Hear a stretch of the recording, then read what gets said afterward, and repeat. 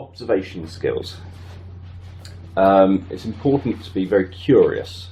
So when you're observing people, be very curious about what you're looking for. So don't go in with like preconceived judgments. You're not going in thinking, I'm going to notice this, or I already expect you to fit this pattern. And that's the trouble, I think, with a lot of therapy, is you go in, you have your model of therapy in your head, and you try and fit whatever you see in front of you to that model.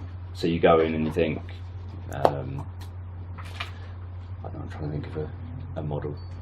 Psychoanalysis has lots of things. So you think, right, I'm going to go in and this person's going to do a lot of transference. They're going to try and make me feel however they feel. So you go in and you expect that up front, so you then start trying to look for it, and then you inevitably find something, and you may or may not be right. You know, you suddenly feel anxious. So you suddenly feel anxious, and you think, that must be what they're trying to push into me. So you start questioning them about it. And you start saying, I'm feeling a bit anxious, so I'm just wondering, is there any anxiety associated with what you're experiencing?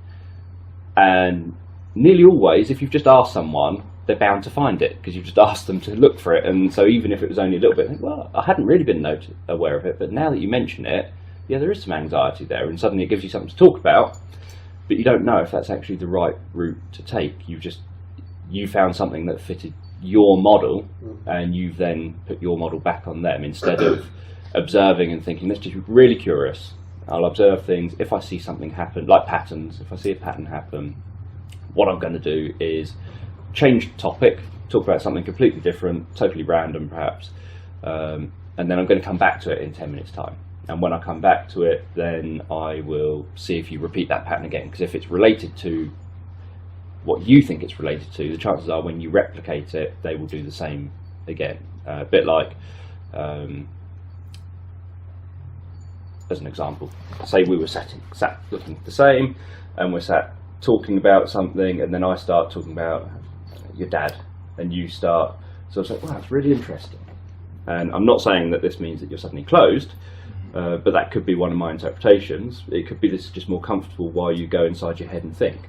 So I would then, you talk a bit, and then I might take it back to, so last night, how did you sleep? And you say, well, and so you then change again, because we're now in a different state, talking about different things, so I wait until you've changed, then we go on that route for a bit, and then I might come back to the, so what was it you said about how things were with your dad, whatever it was.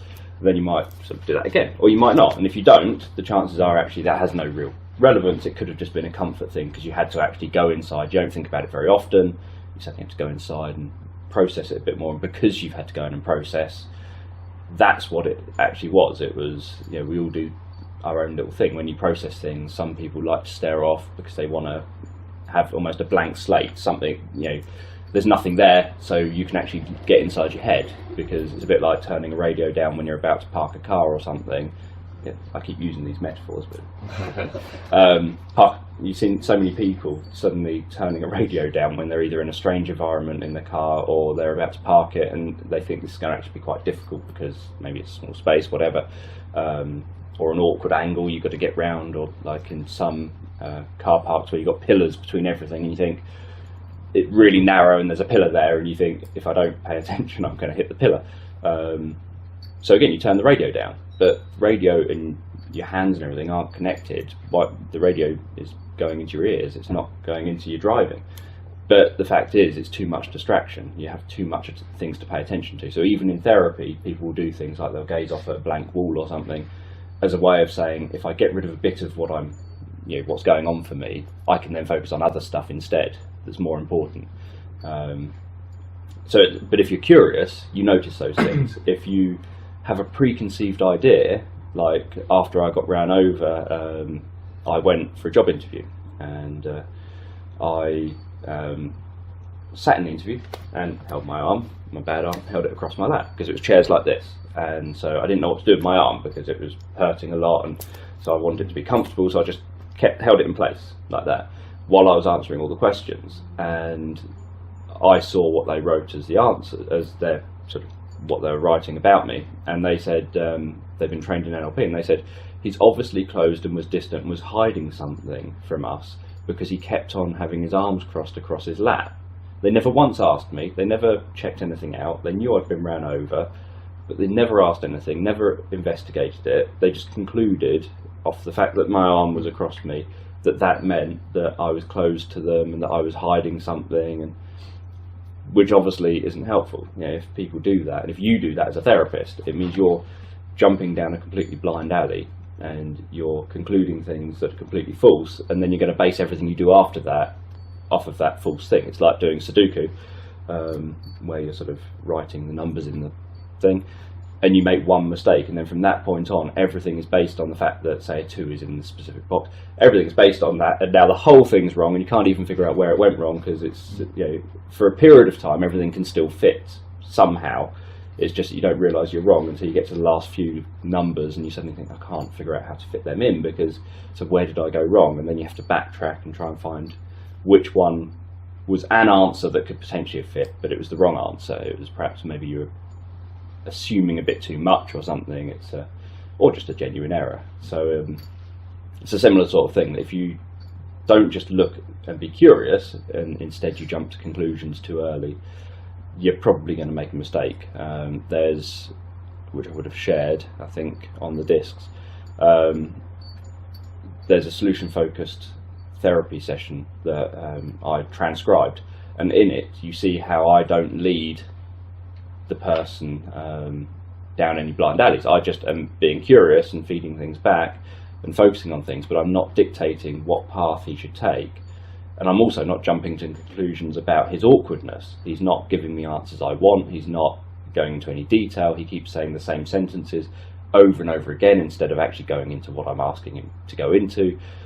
But I'm not going there. I'm not allowing myself to be drawn into, is he being awkward because he's just being awkward? Is he being awkward because he can't think of the words to convey what I'm asking, and he's aware of the state but he just can't explain it? Or I wasn't even going to go there. I was just asking him and letting it develop and thinking, you know, I'll let this develop and I'll just be curious, but I won't actually force it. I won't push it. I won't make a judgment on it.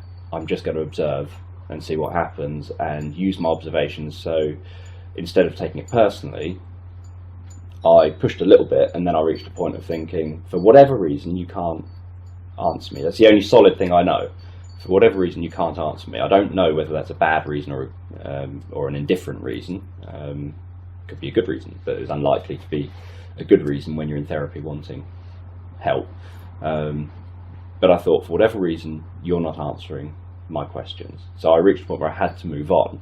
So all I could do is work with the observations I had and work with what have I learnt about him based on those observations. So what kinds of things will I not be doing next? So I won't be asking him direct questions that require fairly full answers, and we'll be getting into that part of it in a little bit, where you're trying to get answers out of people and people can struggle to verbalise things. It's very difficult to get something that you feel perhaps out into words.